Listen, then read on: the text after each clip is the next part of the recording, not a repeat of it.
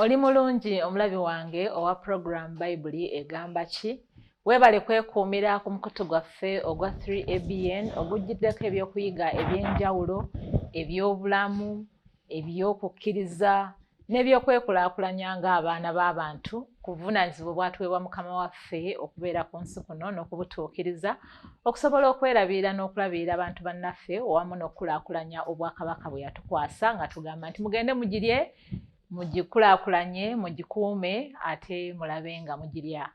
Kale gwakoze ekitundu ky'okuyita mu nnaku 6 ne tutuuka ku Lwomusanvu jjo lwe twawummudde ku Ssabbiiti ya Katonda entukuvu. Nate tutandise kupambana buto kubanga olwaleero Sande. Abamu batandise dde gyabwe, abalala tukyali mu ggandaalo. Naye yonna gy'otambulidde nkukulisaayo, abamu muli mu bikujjuko ebya Ssekukkulu nga muli mu kujaguza amazaalibwa ga Mukama waffe Yesu Kristo. N'abalala muli mu byonna bye mukola, naye Mukama tumwebaza kubanga kyatukuumye nga tukyali balamu. Abali mu kusanyuka tusanyuka wamu nammwe, naye weewaawo nammwe abali mu kukungubaga, abayita mu by'okusoomozebwa ebitali bya ngeri zimu. Mwenna tubasabira Mukama abawanirire okusobola okubayisa mu biseera ebifaananako bwe bityo bye muyitamu. Naye mujjukire nti tuli bawanguzi n'okukirawo kuyita mu Kristo Yesu oyo atuwa amaanyi. Kale nkwanirizaako mu ngeri ey'enjawulo kubanga gw'otuukiddewo mangu nnyo nga tugenda okutandika puroguramu yaffe.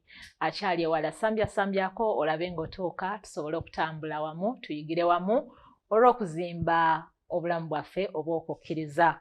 Tutuuse n'ekigambo kya Katonda bulijjo kye kitugulirawo puroguramu, n'olwaleero tugenda kubikula mu Yokaana. Yokaana essuula ey'okusatu tusome olunyiriro lwa 36.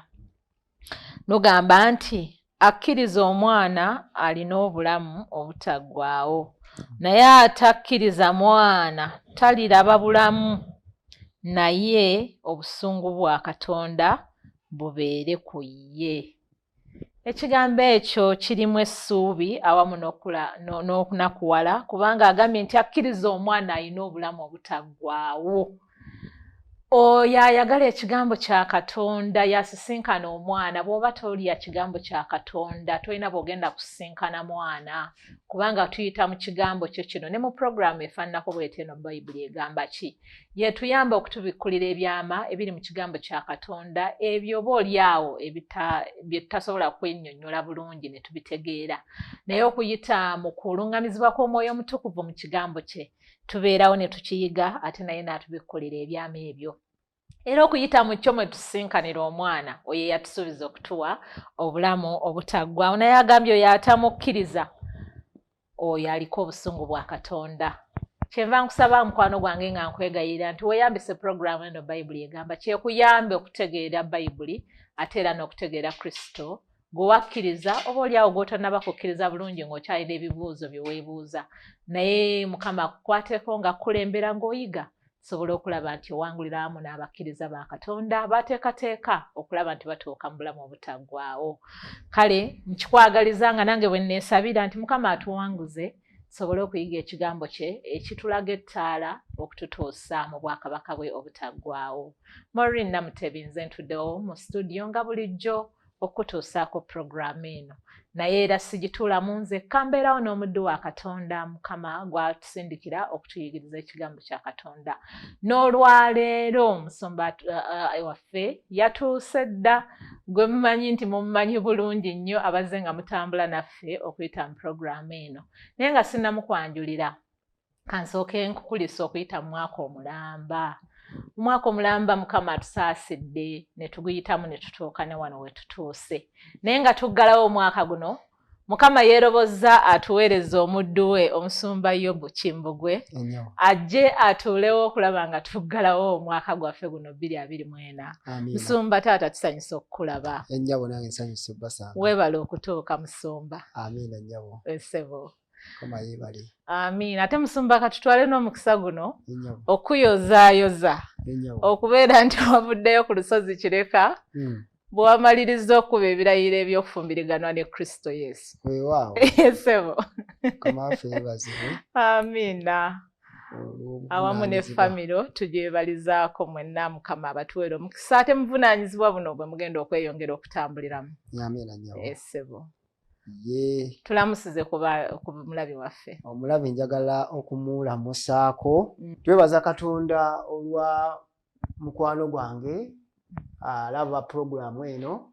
Mukama akuwa omukisa nga tuggalawo omwaka guno 2024 byonna ebibaddewo nzikiza nti Mukama afaayo yakwesizaamu twebaza ate era n'ebyo booli awo ebiwagamidde ebikyagaanye tusaba abituukiriza omwaka 2025. Amina. Era obutalwa obanga ebiseera bigere nsaba twewombeke tuweyo okwebaza ate tugendere ddala mu programu katusabe. Mukama Katonda kitaffe ayinza byonna tukwebaza omukisa gw'otuwadde okubanga ate omwaka guggwako ng'oli naffe. Tukwebaza olw'ebyokuyiga byonna ebibaddewo n'ekyokuyiga kino ate ekya mugaso byonna ebibuuzo ebigenda okuddibwamu kitaffe tusaba otuluŋŋamye tubeereko bingi bye tuyiga okuva mu by'okubuuzibwa bino era nga tugenda mu maaso tuwe Omwoyo Mutukuvu atulaba kitaffe tusaba Omwoyo Mutukuvu amuluŋŋamye ffenna tuteekeweteekewe olw'obwakabaka bwo ku bwa Yesu Kristo Mukama waffe. Amina. Musumba mulabi waffe yatuweereza ekibuuzo. Nnyabo. Kiri mu Lungereza yagambye, please clarify for me Revelation 1:3. Okay. And Revelation 22:18. Oh. Do they refer to the prophecy of the whole Bible or of the book of Revelation only? Namutebi Sarah ng'asinziira Lugazi yatubuuzizza ekibuuzo ekyo. Agambye nti Musumba nnyamba okunjawulirawo oba ontangaazeeko ku kubikkulirwa essuula esooka olunyiriri olwokusatu ne ku bikkulirwa 22:18 bitegeeza ki? Bisonga ku bunnabbi bwa Bayibuli yonna oba ku bunnabbi obuli mu kitabo kya kubikkulirwa kyokka? Okay, neyanziza kubikkulirwa essuula emu olunyiriri olwokusatu wagamba bwe wati. Wagamba nti alina omukisa oyo asoma n'abo abawulira ebigambo by'obunnabbi buno era n'abakwata ebiwandiikiddwa mu bwo kubanga ekiseera kiri kumpi. Asoma awulira ebigambo by'obunnabbi buno n'abikwata kubanga ekiseera kiri kumpi. N'agamba nti ate era ne kubikkulirwa essuula eya 22 esembayo 22:18 agamba nti ntegeeza buli muntu awulira ebigambo eby'obunnabbi obw'ekitabo kino nti omuntu yenna bw'ayongerangako ku byo Katonda alyongerako ku ye ebibonyoobonyo ebiwandiikiddwa mu kitabo kino. Era omuntu yenna bw'ajjangamu mu bigambo eby'ekitabo eky'obunnabbi buno Katonda alijjako omugabo gwe ku muti ogw'obulamu ne ku kibuga ekitukuvu ebiwandiikiddwa mu kitabo kino. Ekibuuzo ne kibuuza nti ky'obunnabbi buno buli bwe tusomye bw'osomyeko mu kubikkulirwa essuula esooka emu ssatu ne buno obuli mu 22:18 byawuka oba ye abadde abuuza nti no butegeeza ku bunnabbi bwonna obwa Bayibuli yonna awamu oba obw'ekitabo kino kyokka ekyakubikkulirwa. Kaakati mu bufunze Bayibuli eno okuva ku lubereberye okutuuka ku bikkulirwa ebitundu biyinza n'okutuuka ku 5 ku 100 bunnabbi bwereere. Kyova olabanga oli ajja n'asoma olunyiriri n'alunnyonnyola lw'obadde owulira bulijjo Katonda bwe yayagala ensi n'okuwaayo n'awaayo omwana we omu buli amukkiriza aleme kubula naye abeere n'obulamu obutaggwaawo. N'annyonnyola olunyiriri olwo n'olufunamu omusana n'obikkulirwa ng'abadde takirabangako oba atakiwulirangako. Naye ng'ogyeko wano waagambira mu kitabo kya kubikkulirwa nti alina omukisa asoma n'awulira n'agamba nti omuntu yenna bw'akyusaamu agenda kubeera nga kwegamba avudde ku nteekateeka. Si weewo wokka waayogerera ku kukyusaamu oba okutetenkanya ekigambo kya Katonda. Wangi mu Bayibuli ennyiriri nnyingi naye nnyinza kukusomerayo ennyiriri si nnyingi nga 2 eziyinza okufaanaganamu n'ezo ezaakubikkulirwa. Nga gamba mu kitabo kino ekyangero essuula eya 3 n'olwokutaano n'olw'omukaaga ayogera ebigambo bye bimu. Someraayo owulire ngero 3 ngero essuula 3 olunyiriri olwokutaano n'olwomukaaga. olwokutaano n'olwomukaaga. 3 olwokutaano n'olwomukaaga lugamba bwe luti nti buli kigambo kya Katonda kikemebwa abangabo eri abo abamwesiga. Olwomukaaga.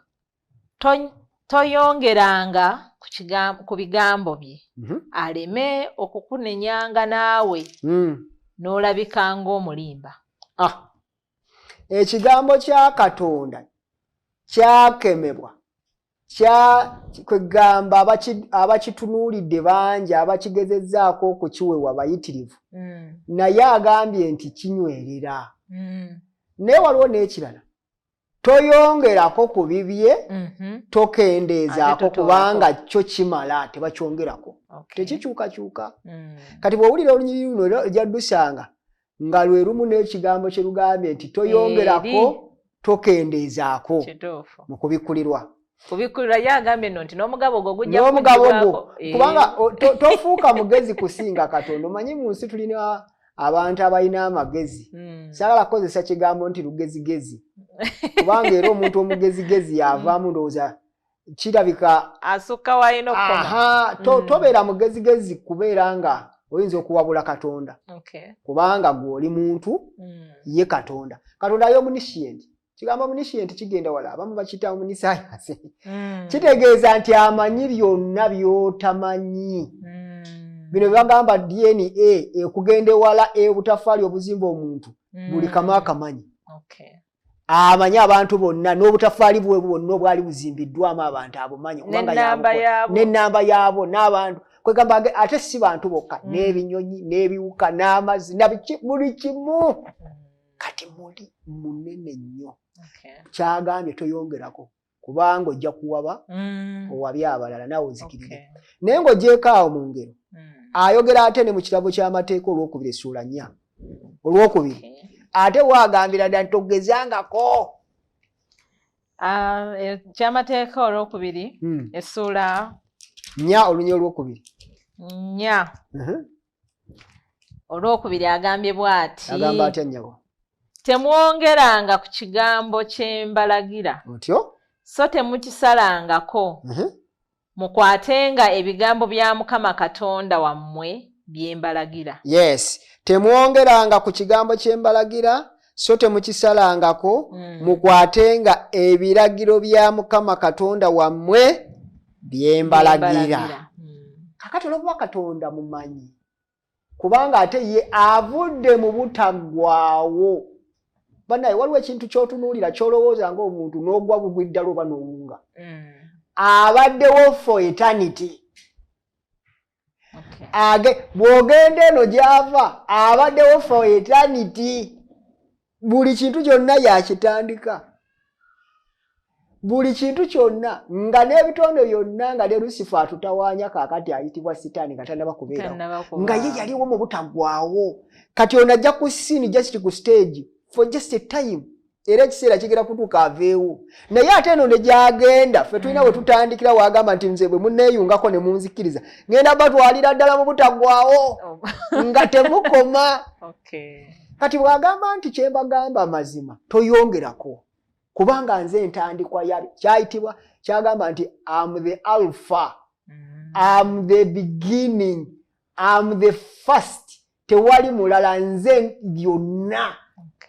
Toyongerako kubanga byonna n'ebigambo bye twogera ffe ffennyini tolaba bye twogera wano abimanyi yabimanya era akimanyi nti mu kiseera bwe kiti gundi alyogera bw'ati nga wakyaliyo emyaka nga gyegyo myaka gyali 15 omusajja n'alanga nti wagenda kujja omusajja ajja wambe Abababuloni abatwale nga kirabika ng'olufu najja n'abawamba n'abatwala n'alanga Yesu Kristo kyangamba kyekiwa nti ebigambo bituuka. Yesu yakwata Bayibuli n'asoma ebyawandiikibwa n'aga nti olwayo kituukiridde.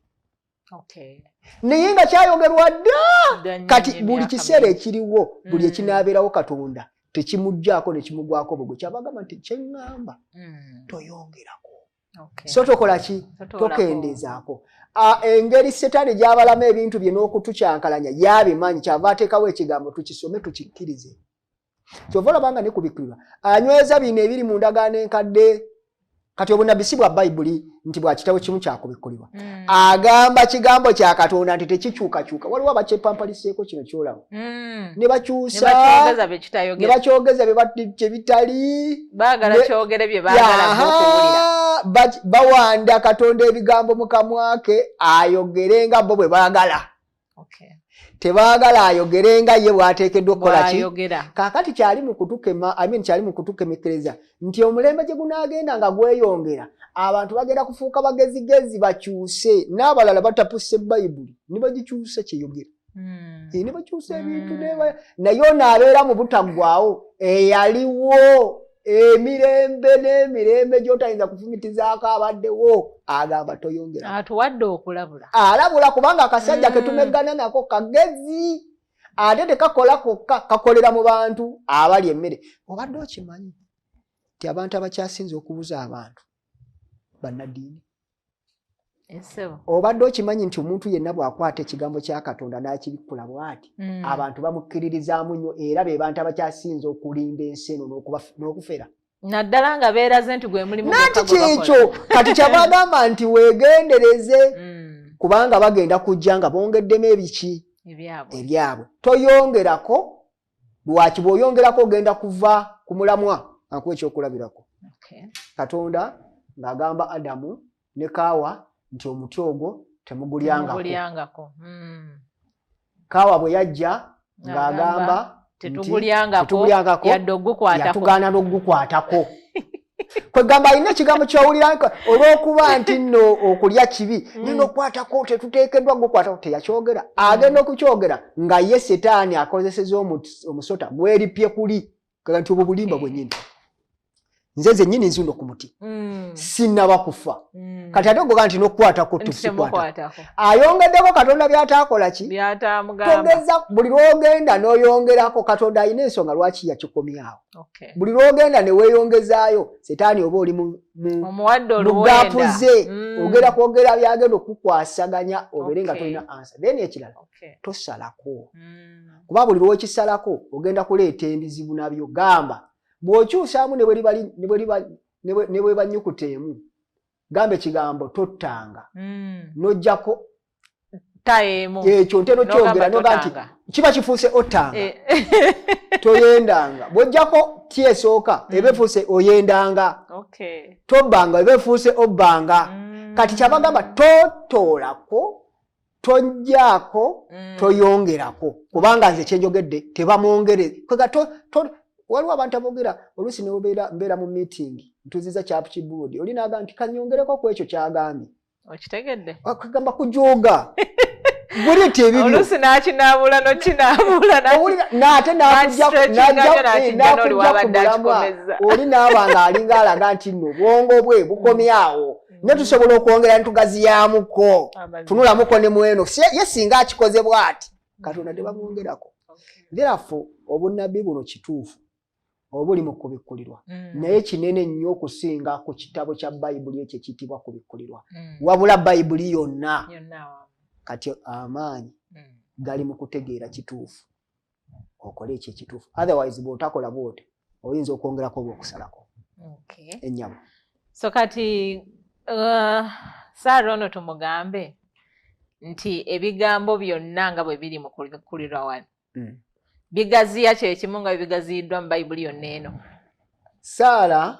okumuddamu kuli nti kubikkulirwa kitundutundu ku bayibuli wano kyagamba kubikkulirwa kituufu olw'okuba nti erimu obunkenke bungi wuliriza toyongerako tokendeeza naye toli limited ku kubikkulirwa wokka nti ate bwona agenda ne mu kuva n'awalala w'okyuseemu bayibuli nga bweri tokyusa wadde nga waliwo ebyatuukirira ate nekyova olabanga nakyo kirungi okumanya waliwo ebintu by'oyinza okugamba kaakati nga byakolebwa ate era mu bayibuli nga bw'obikola kati nga bakusekerera era nga Katonda akwewuunya gamba bw'okwata kati ejjuba n'olitwala n'oliwaayo nga saddaaka oba bbali nga muddalizo bwe kiri kuba saddaaka yatuukirira dda mu ate toluggyawo olunyiri n'ogamba nti engeri gye kyatuukira kati zino bwe tuba tukuba bayibuli tetuzireeta kubanga engeri kati Yesu Kristo si yajja n'afiirira abantu bonna bino ebyali ebyokusaddaaka endagaano enkadde byonna kyali kifaananyi ekirengeza abaali mu mirembe gyabwe kati lwaki tukuba ebyo Kristo agenda kujja lwaki tuddamu ne tusoma ebyo katubijjemu tuleme bikuba ku Bayibuli oba era oba naawe ogudde okuva mu kisa lwaki kubanga okuyita mbiri bwe twategeerera saddaaka entuufu Kristo gy'ajja okuwa toyongerako tofuuka mugezigezi tokyusa kubanga ebyo bye bituleetera mu order okumanya ono Kristo tumanye obunene bwe baali babonaabona bwe bati ye nga teyatuyamba singa obijjawo ne tugamba nti Yesu Kristo atandika atya okubeerawo bitugasa ki kyavaga toyongerako oba byatuukirira era bikole ki bikkirize kati mu bufunze kubikulu alina obunkeeke gyatutwala kubanga yagenda okumaliriza naye wadde nga tumulabanga era tetuteekeddwa kusalako nakukyusa ne Bayibuli yonna tugiwa ekiki ekitiibwa tweyanza nnyo tweyanzeego musumba waffe Sarah ndowooza tuzze bulungi ekibuuzo kyo kubikkulirwa Katonda kwatuwa kuli mu Bayibuli okuviira ddala mu lubereberye kubanga era gyatandikira n'okubikkulira bwe yatusuubiza olulyo yagamba kaawa nti ezzadde lyo mu zzadde lyo mwe muliva omunonozi kale kati bw'otokkiriza kuva mu lusuku Edeni onokkiriza otya okutuuka mu kubikkulirwa so kati tubikkiriza byonna gye byatandikira okutuuka gye bigenda okuggweera kasita kibeera nkigambo kya Katonda kyeki kamwa ka Katonda ke kakyogedde manya nti birina okutuukirira ebbanga lyonna ate mu kiseera kyeyeyagalizza nga ye bw'aba abirabye ng'era bw'abisengese webale nnyo okubuuza ekibuuzo ekyo naye nga tetunagenda kukiddako katisooke tunywe ku lwendo lw'amazzi tukomewo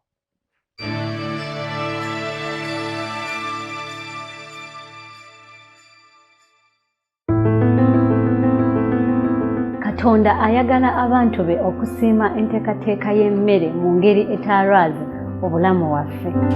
Waliwo obukwakkulizo bwe twetaaga okutunuulira eri ffe ffenna abaagala okukuuma obulamu obulungi. Ffenna twetaaga okubumanya era okubuyigako. Obulamu bukolebwa ebintu bingi era ng'ekimu ku byo y'endya yaffe. Kyova olaba puroguramu Effumbiro ekuleetedde engeri gye tuteekateekamu emmere ebyokunywa ate nga bigasa obulamu bwaffe. Lwaki Katonda ayagala tulye bulungi? Kubanga Katonda atwagala era atwagala nga tuli balamu naffe tusobole okumuweereza obulungi.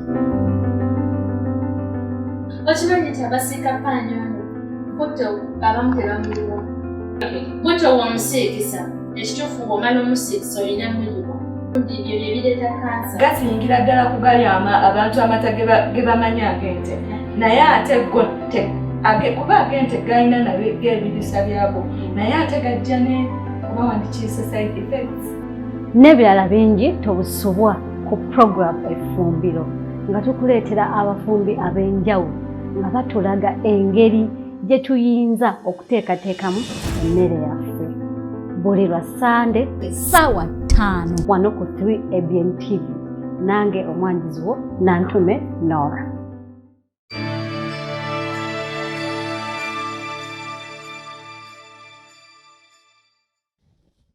Kulikayo omulabi wange okuva mu kuwummula okwo kwe tuwummuddemu katono nnyo naye gwe yakatweyungako tukwaniriza oli ku program Bayibuli egamba ki ku mukuto gwa 3ABN ku ssaawa eno yennyini mwe twogerera ng'eno programu yateekebwawo okuddamu ebibuuzo by'abooluganda abalabika nga basobeddwa ng'ebigambo bibalemye okutegeera obulungi. Oli kyava abuuza ekibuuzo ayongera okutegeera n'okumanya lwaki kiri nga bwe kyawandiikibwa. Kale weebale kutweyungako ne mu kaseera kano gwabaddewo tugenda mu maaso tugenze ku kibuuzo ekiddako musomba. Omulabi waffe bamuyita Mpanga Samwiri asinziira yiri eri Namugongo. Yabuuzizza ekibuuzo ng'agamba nti Baggalatiya 4:21 okutuuka ku 3:1 atuyigiriza ki?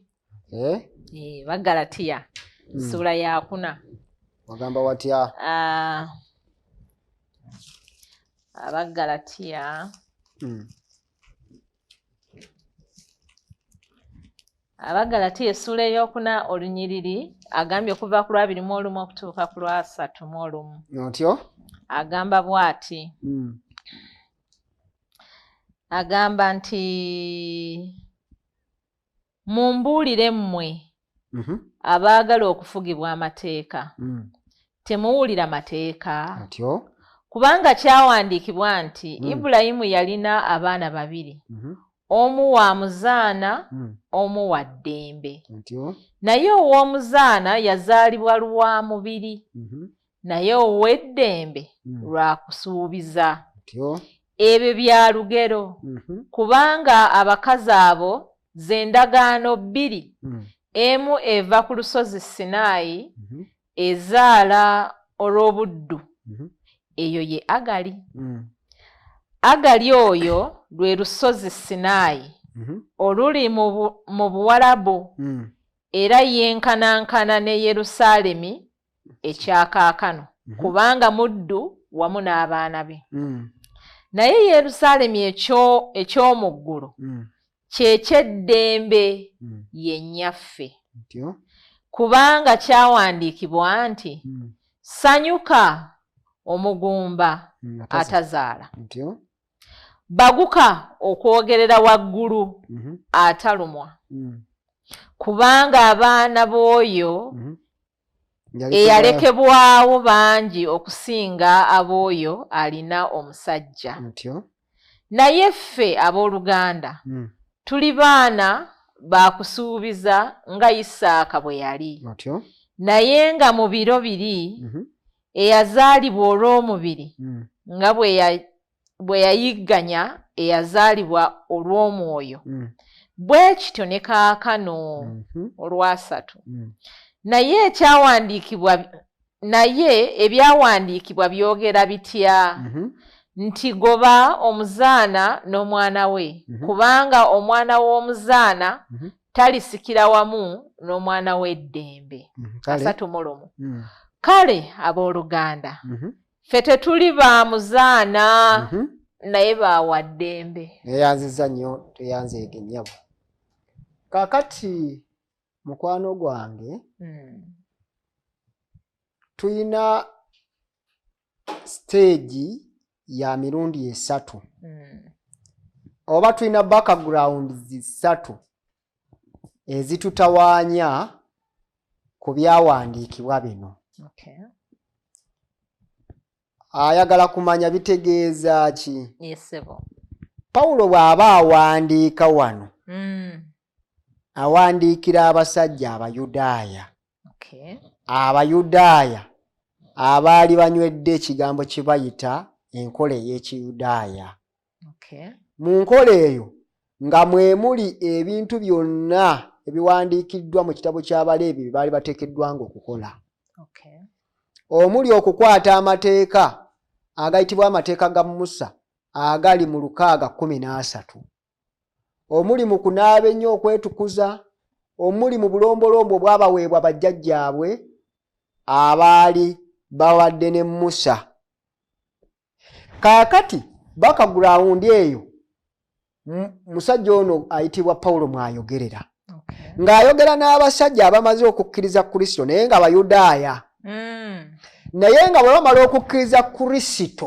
baagala okwongerezaako n'obulombolombo bajja n'ebintu byabwe Yesu Kristo bw'amala okujja n'afa ku musaalaba n'abafiirira ne bakkiriza Kristo bajja n'ebintu byabwe eby'obujjajja babiyingiza eno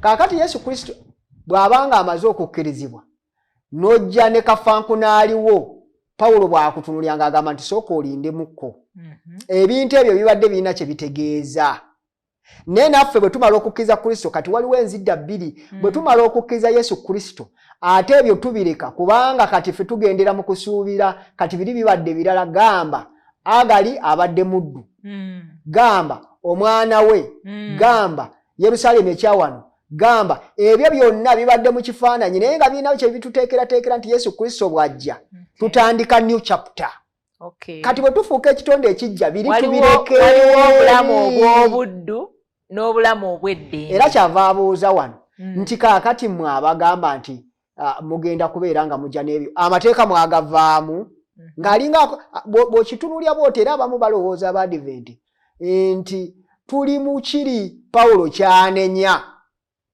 eky'amateeka ekya Agali ekya Yerusaalemi eky'abantu Abayudaaya abakkiriza Kristo ne bajja ne ssaddaaka zaabwe ne basigala nga bakolebwa azze nakkiriza Yesu Kristo ne baali ssebo bakyawaayo ssaddaaka nga bawaayo enjiibwa nga bakwata embuzi n'endiga ne babiwaayo. Yesu Kristo atufiiriridde musajja mulungi katumukkirize n'ebyo byonna bajja nabyo wano. Tebaakomaawo n'okukomola kwennyini era bonna asoma mu kirabo ky'ebikolwa by'abatume essuula ey'e13 waaliwo empaka mpitirivu wakati w'abantu abaali bakkiriza Balunaba, Pawulo ne Peetero ne Yakobo nga babagamba nti mpaka ng'omuntu amaze okukkiriza Kristo ate ne bamukwata ne bamukomola bw'aba tayiye musaayi si mutuukirivu tasobola kutuukirira. Kati ekyo njagala kuwa background eyo nti Pawulo ayogera n'abantu Abayudaaya ababadde ku ludda luli kati basala bajje ku luno ne bajja n'ebiki n'ebyabwe n'enzikiriza zonna nga bwe babadde bakkiriza luli. Kati kyava bagamba nti mubadde temugakwata amateeka mubadde mugakwata eri naate kiri kitya naga amateeka gonna agabadde gasonga ku Yesu Kristo gatuukiridde. Kati ebyo tubadde tubikola nga byakaakati kifaananyi naye kaakati tulina kukkiriza bye tutunulira biri luddawa tusuubira Yerusaalemi oli kubanga ono mwetuli. Amateeka gali gonna ge mubadde mugamba ag'okukomola gonna gabadde muddu agatutwala ono abadde muddu nga Agali ng'atutwala ewa Kristo agenda okutuwonya. Era bonna asoma ebbaluwa ya Pawulo egamba nti gano amateeka gonna yali muddu yatuteekebwa ku kibegabega atutwala omuddu mutwazi atutwala empaka lwe tunaatuuka wali awalokolebwa. Kati gatututte wali era ye Agali era lwe lusozi simanya Sinaayi era ye Yerusaalemi ekyawano. Kati tusussawo amaaso tetukyali ku Yerusaalemi ono tuli ku Yerusaalemi owawa ow'omuggulu tetukyali ku Agali ng'omuddu kati tuli mu Saala.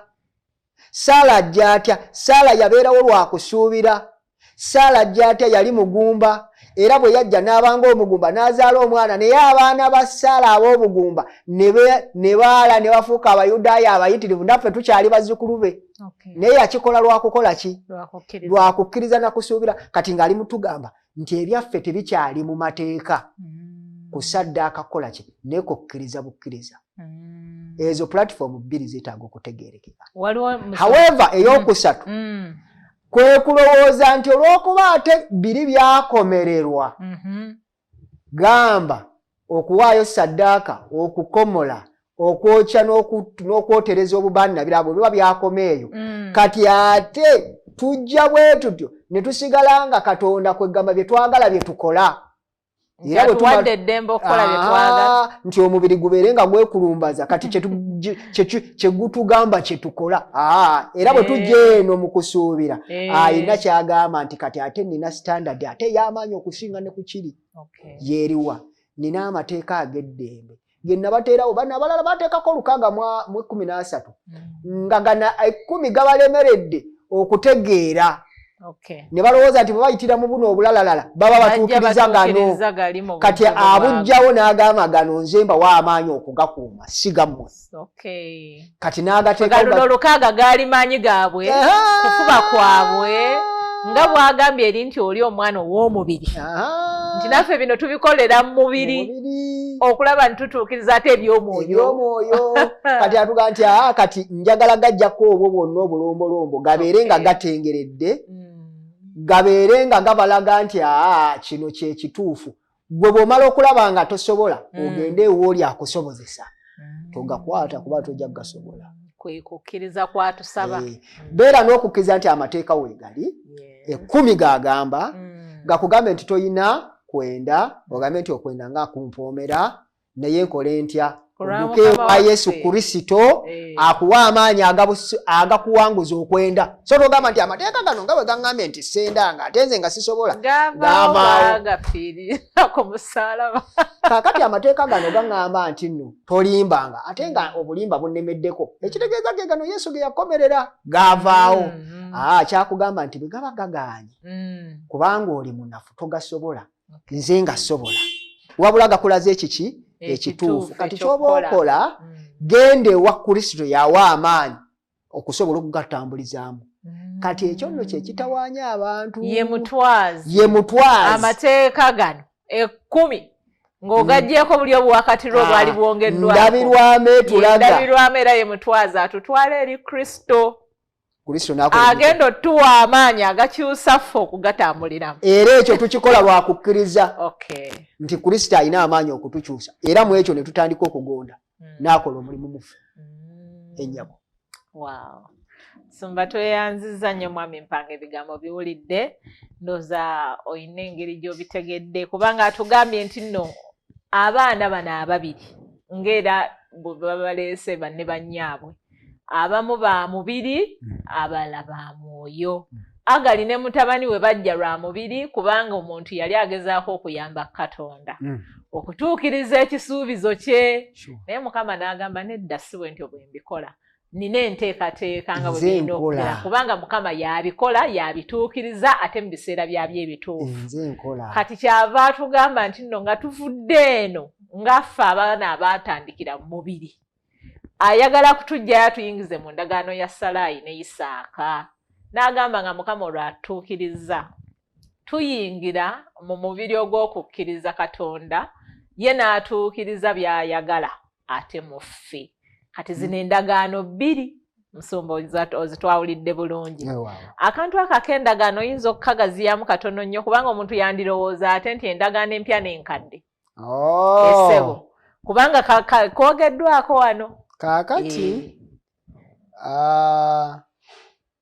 awo waliwo enjawulo wakati w'endagaano empya n'endagaano enkadde. Endagaano empya eyogerwako wano kaakati gye tuliko. Mu context y'ekyawandiikibwa kino kye tusomye. Etali ya Bayibuli endagaano mpya nkadde eri bweti. Katonda bw'ayita abaana ba Isirayiri n'abatwala ku lusozi Sinaayi n'abagamba n'aboolesa nga bwe bateekeddwa okubeera nga na kiki kyagenda obbakoleramu okubasobozesa omutegeera. Waliwo abantu ababakira oli n'abeera ng'ayogera ng'ayina ky'ayogera oli n'ayingirawo n'atandika okwogera emboozi n'amuyambako naye nga tategedde agenda giwumbawumba atya. Kati Abayisirayiri bo baakwatirawo Katonda emimwa ne bagamba Musa nti ebyo byonna byagambye tujja bikola. Ebyo byonna genda omugambe muzeeyi ajjeko emikono atuleke ffe byonna tugenda bikola. Tugenda bikola era toddamu mutawaanya. Bwe mugambe n'amatu gatuluma bw'ayogera nnyo genda omugambe nti ebyo byonna ffe tubitegedde tugenda bikola ki? Katonda takuba mpaka. N'abaleka. Era Musa n'amugamba nti bwe baba bakkiriza bwe batyo. Ne bayingira mu ndagaano. Ne bagamba nti nno bagenda bikola. Genda ofune endiga. Otte endiga, oddire omusaayi ogwo gw'onaakwata, gw'ogenda okukwata ogumansire ku mateeka gano. Bagamba nti bagenda gakwata 10 omalirize ogumansire ne ku bantu. Omusaayi guno gubeere nga gunyweza endagaano nti bagenda kukola bulungi ng'amateeka bwe gakola ki mu maanyi gaabwe. Era ne bakola endagaano ne basayininga nti bagenda kukola nga Katonda bw'akoze eki bw'ayogedde. Musa bwe yavaawo n'addayo okusisinkana Katonda n'amala ennaku 4 ne batandikirawo okukola ensonga. Yagenda okudda nga bitabuse nga bali ku nnyana basinza. Ne kaba akabonero akalaga nti endagaano gye bakoze emenyeddwa. Era ye endagaano gy'agamba nti kati ngenda kukola endagaano empya etali ng'ey'abajjajjaabwe gye baakola nange ku lusozi Sinaayi. Ne bamala ne bagimenya endagaano ey'okutambula nga nze kaakati kye ngenda okukola amateeka ago ge baali beepampalikako ngenda gajjaawo ngateeka emitima gyabwe kubanga bo baali balaba kintu kyakungulu baali bagyepampalikako ne bakuba. Kati yeeno endagaano gy'agamba nti amateeka baali bagakwata butiribiri. Agaani aga amateeka ge tulabye ne bateekako n'olwo 6 aga Agali nga bwe tulabye Agali ne mutabani we ag'okulowooza nti mu maanyi gange nsobola okwekolera ekintu. Omukazi asobola okuzaala ng'akyali muto. kamuyambeko Katonda mpaka Katonda yega nedda ssebo sibo biri owekyenda yazaala yalina okuzaala owenda era amaanyi ago sigogayina nze nga sobola okubeera nago kati nga kyagamba kye kiri wantigana amateeka simugayinaako maanyi kubanga sigammwe ekyo yenze Katonda eyo karakita yange temujja gasobola wabula nze nsobola okubatambuliza mu go kati yendagaano enki yagambye nti zino ndagaano ziri bbiri ezirabikira ku lusozi wa Sinaayi ku lusozi Sinaayi waliyo ki mateeka akyagaliyo amateeka 10 ne bagamba okugakwata ne gabalema kati bwe bamusuubiza yendagaano enkadde bwe yasuubiza nti ye yakola yendagaano enki kyava agamba nti kaakati nina endagaano gye ngenda okukola n'ennyumba ya Isirayiri singa eri bwe yali kati eno nze nkola ate era nze ngateeka mitima gyammwe nengakolera mumwe nembawa n'amaanyi so singa lule mwali mwepapalika nze nja gakola era bangi abantu abagenda ne bajja mu kkanisa eno era ne babeera ng'abafalisaayo abo najja n'agagezaako n'agakwata ne gamukuba ekigo ate bwagwagwa bubi kubanga ogenda okumaliza nga togasobola Kristo yekka ng'era bwe gavumenti no Ibulayimu yagezaako maanyi ge akyali vibrant omukyala akyali mulungi Saala yagezaako okuzaala nga bawe bazaala ne bigaana mu maanyi ge baka Katonda yaga nti kati bwe biba biganye nebyo byogezaako ye Saala yoli omukyala biganye ebyo byoliko biri bbali nze nkola ku bino ebyobulokozi tebikwatako ng'okola ki omulimu gw'okukkiriza bukkiriza tobola banga bagenda ewa Katonda abagenda okutuuka mu mukulu toyinawo oyinza kutuuka n'oga nti ntuuse wano kubanga nkuuma nnyo Sabbiiti ntuuse wano abantu nga babadde balungi nnyo ku nsooku abakazi naye Mukama nabeerekereza bonna nnyo bonna nembale nagenda nembeera n'omutima ogwo wa olimba tolina kyosobola kukola ebyo byappa neekuumye mbwavu nenewala n'okubba kubanga nyweza etteeka nze mbadde sirimba wa ojja kutuuka mu ggulu otandika okwenyumiriza mbw'olina kyokoze tewali na kimu kyosobola kukola kutuuka mu ggulu ye yakola ki kati yendagaano empya gye tulimu eno bw'oba oli mu ndagaano kadde olimu eri ey'abali abaasuubiza Katonda nti bo bajja kukola era ne bibawanika kati z'endagaano 2 zayogerako so si New Testament eno gye tulaba kino ekirabu tunaafuna ekiseera nakyo ekyo nakyo tujja kukyogerako ennyabo kale tweyanziza nnyo tweyanzeege Musomba omwami mwanga ndooza ebigambo biwulidde Omusomba abyogedde bulungi n'abirambulula so kati kansuubire nti toyina kigenda kusigala nga kikubuzaabuza Musomba kugenda ku mundabbi waffe addako yatubuuzizza ekibuuzo enyawo yagambye nti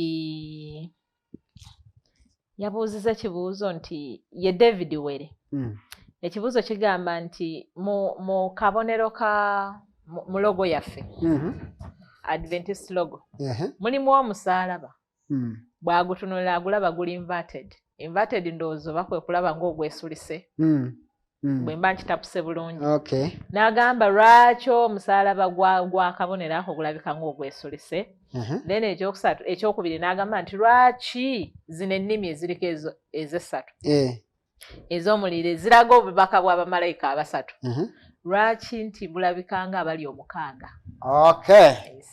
kaakati nze nange sigenda kumuwakanya ng'abantu tulina obunafu mu kulaba waliwo abantu nga asobola okutunula mu east naye ng'abantu batunuulira ba west Abaganda kwe bajja olugero lugamba nti nno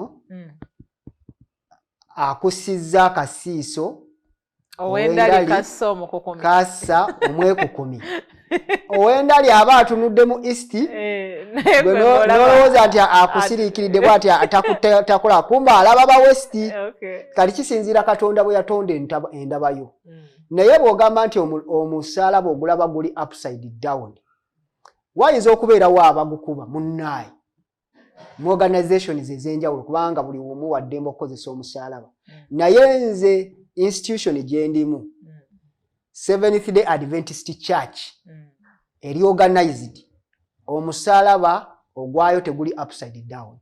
However wayinza okubeerawo oba oli awo n'abalala abayinza okweyita. Ekyo nakyo gyekiri. Oli ayinza okukeera ku makya n'aga nti ndi mu Seventh Day. Naye nga tali mu institution oba tali mu kkanisa eryorganized. Ayinza okuteekawo naye ebibye. Naye nze okusinziira nga bwe ndaba okuva ku General Conference, ndaba nga omusalaba teguli upside down. Kitegeeza ki? Nti gwe mutuufu. Naye okusinziira ku maaso go, oyinza okulaba ekirala, nange nga kindaba kiki. Sinza kugamba nti nno ogulaba otya, amaaso ge tulabisa gayinza okuba ag'enjawulo. Naye mbadde ngamba nti teguli upside down. Lwaki? Omusalaba guno gwe gwakomererwako Yesu Kristo.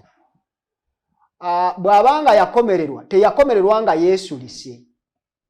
Omuntu eyakomererwa nga yeesulise, gwe baakomera nga bamusulise yali Peetero. Therefore, bwe gubanga guyimirirawo ku lwa Yesu Kristo, guteekeddwa kubeera nga teguli upside down. Era kimanyi.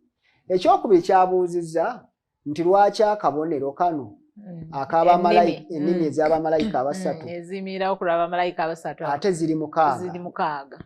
Kaakati bw'oba otunuulidde akabonero mu logo yaffe, tebuliimu ennimi ezo teziri mukaaga, ziri ssatu. Kye ngambye nti n'amaaso gaawukana. However, wayinza okulabira ennimi eziringa ezisukka mu ssatu singa anaalaba nga bakubye ensi globally neetooloovu eringa omupiira.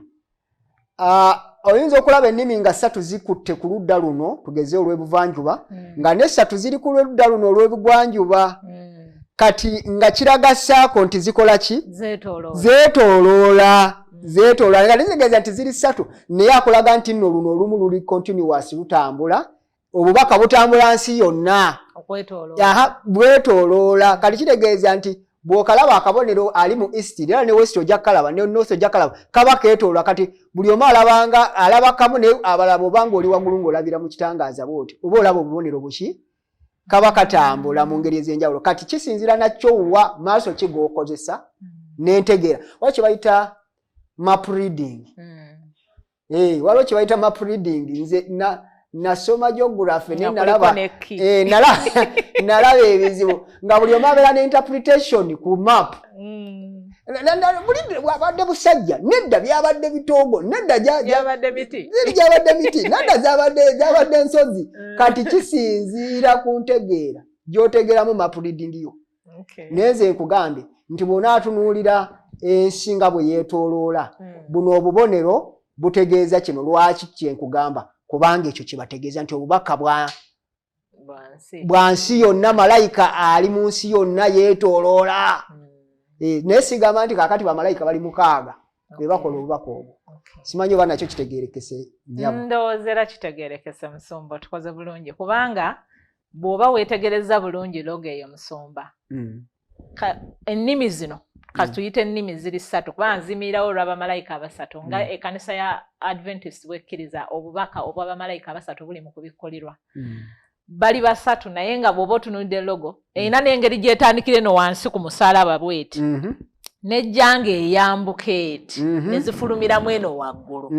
Kitegeeza aba waggulu n'aba wansi n'aba wakati wano teri agenda kusigalira, bonna bagenda lumu. Buli omu bwe kiba kitegeeza obubaka bugenza okwetooloola ensi yonna, teriyo ogenda kwetooloola bulekeyo aba waggulu buleke obwa wansi, kubanga ate bw'okola bw'oti ebeera nga ringi eyeetoolodde ki.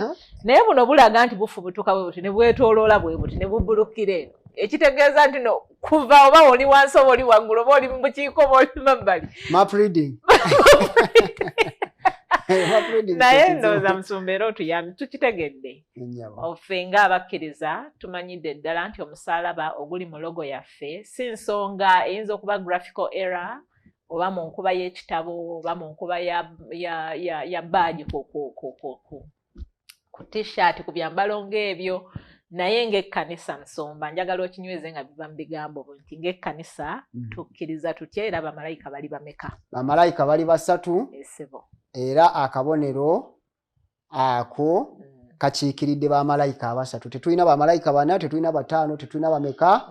Era bonna akatunulya bwe kati era kaliko logo eriko ennimi ezo ziri ssatu so si ttaano si mukaaga. Then n'ekyomusaalaba ogwo kinyweza Musumba. Ekyomusaalaba amazima gali nti omusalaba tegwewunzise n'ekisinziira ku muntu atunula oba oli awo n'abalala wanya waliwo counterfeit ekicupuli kiyinza okujja ne kyetooloola ekintu ekituufu bw'otawera oyinza okugwa ku kifu n'olowooza nti kyekituufu waliwo abeeyita aba Seventh Day nabo gye bali era bateekawo ebintu byabwe naye ekkanisa eno eyina ekkiriza mu Bayibuli yokka ate yonna eri organized kuba waliwo n'abo abatakkiriza kubeera nga bali mu organization nga bali bbali naye nga nabo balina obubonero bubakozesa eno ekozesa omusalaba teguli upside down musalaba ogwesimbye obulungi nga Yesu Kristo bwe bamukomerera tebamukomerera nga Yesu lisenga Peetero wabula bamukomerera ayimiridde bulungi nnyabo. Tweyanza nnyo tweyanzeege naawe mulabi waffe David weebale nnyo okubuuza ekibuuzo kino kansuubire nti kitegeerekese bulungi nnyo. Nsumba obudde bwaffe bwe butambudde n'omulabi waffe weebale okutweyungako mu kaseera akafaananyi bwe kati katulowooze nti tuvuddewo nga tulina kye twetwalidde era kye tuyigidde ddala obulungi. Ngenda kusaba Musumba obeeko omulabi waffe omu oba babiri b'otumira tulabe nga tuggalawo program. Okay. Niyanza nnyo nnyabo. Njagala okusooka okutumira abakadde abasooka mu disitulikiti. Abakadde abo bali 6, church board ziri 6 mu disitulikiti y'Ekikajjo. Yes, mulimu mukadde Mugamba Mathias Likikajjo Eria, waliwo omukadde omulala omukadde Semmambo Efraimu ali mu bukadde obw'e Kasenge, waliwo omulala bamwita Nalwamba Efraimu ali mu bukadde obw'e Nakawuka, waliwo omulala ye mukadde Matovuiga ali mu bukadde obw'e Busaawula, n'omulala ye Walakira Ddaani ali mu bukadde obw'e Kazinga. Mbatumiddeko Mukama waffe Yesu. Omulala yakutumira mukyala wange ne famire yonna. Nebaza Katonda olwa famire nsaba Mukama abongera amaanyi n'okubeera nga beeyongera okunywa mu Kristo tuyongera okuweereza Mukama waffe. Amiina. Musumba nange nteekako okusaba kwange nti Mukama abanyweze mu lugendo lwammwe n'okukkiriza mutandise okulaba nga mutambula mu busumba obujjudde. Mukama abatuweera omukisa. Nange njagala okutumira abantu bange bano ababeera mu program Bayibuli egamba ki nga be babeera emabega wa kamera be mutalaba naye amannya gaabwe ago ge mutera okulaba nga gambuka bwe gati program ng'ewedde. Abantu abo Mukama abampeera omukisa mwenna nga bwe muli mwebale obuweereza bwe mukola ate era n'okulaba nti muyambako ku bubaka bw'abamalayika abasatu okulaba nti bwetooloola mu nsi yonna. Naffe twajja okwongera ettaffaali okulaba nti twongera okugaziya obwakabaka bwa Katonda nga tugaba n'ekigambo kya Katonda nga bwe kiri mu Bayibuli y'entukuvu ate era ge mayengo ge mulaba agabuuka okubatuukako ku YouTube gye mutusanga ku Avento Media. Bw'ogenda ku aventomedia.org ojja kusangayo Avento Radio, ojja kusangayo TV3BN naye zonna nga bwe tuweereza obuweereza bwaffe Mukama abuwa omukisa kubanga naffe tugaziya obwakabaka bw'abamalayika abasatu. Tweyanziza nnyo okutulaba mwebale okwekumira ku mukutu katumalize programu yaffe nga twebaza Katonda. Kale katwebaze. Mukama Katonda kitaffe ayinza byonna twebaza omukisa gw'otuwadde nate olwa programu eno olw'ebibuuzo byotuwadde era ebiddiddwamu. Kitaffe tusaba gwe wennyini weyongera okubimulungula era n'omwe mutukuvu okweyongera okugaziya n'okuyigiriza. Ekisinga kitaffe oteeketeeka omuddu wo omuzaana wo alaba programu eno okweyongera kitaffe ate ogiseyalingako n'emikwano gye beeyongera okutegeera ekigambo ate naffe kitaffe abateesiteesi ffenna otuweerewamu omukisa bw'olikomyawo obwakabaka bw'otutwale mu gutukwegayidde ku bwa Yesu Kristo Mukama waffe. Amiina. Mukama batukumire tulabagane Sande ejja. Bye bye.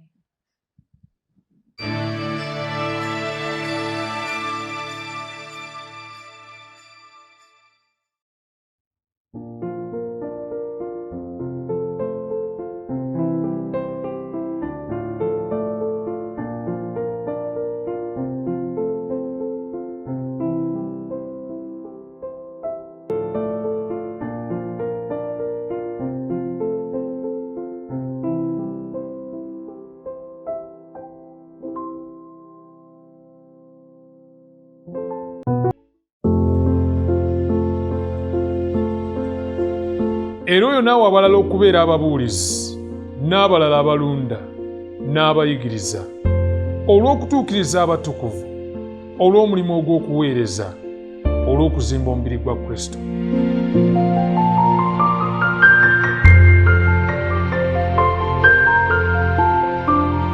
Mu buufu obwo ekkanisa ey'ensi yonna eya Seventh Adventist Church yateekawo okuyiga Bayibuli okw'abakulu, the quarterly adult Sabbath school lesson, n'ekigendererwa eky'okukula n'okutuukirira mu kukkiriza. Okuzibwa kw'obulamu mu linnya lya Yesu tekitegeeza nti olwo buli kye twogeddeko kigenda kukolebwa mu budde bwaffe, mu ngeri yaffe ne mu ndowooza yaffe.